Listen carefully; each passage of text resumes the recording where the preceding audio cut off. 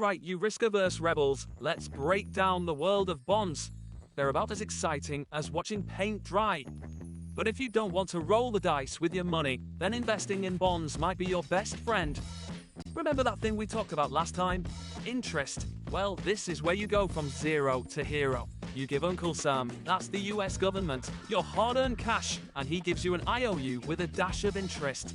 It's like your money having little money babies. Bonds used to be as solid as a rock star's jacket, but the US went on a debt bender, and now they're on the edge of default town.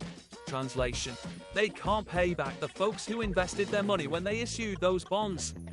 So, when the US dishes out a bond, those fancy IOUs, they take your cash to cover bills for things like civil servants, education, and roads. The dream is to make enough money to pay back the IOUs by minting more taxable income, so they essentially hope to tax the people more for the services they provided. It's like taking out a loan to start a business, crossing your fingers and hoping for the best.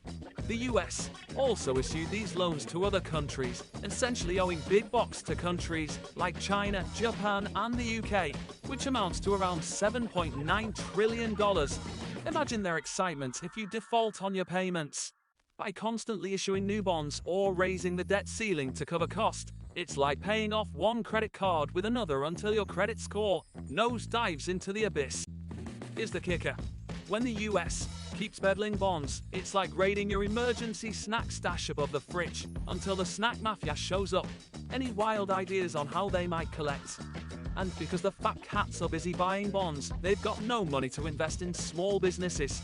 The entire economy hits the brakes, which is kinda cool when inflation's on a rampage, but it's also like trying to sprint through quicksand.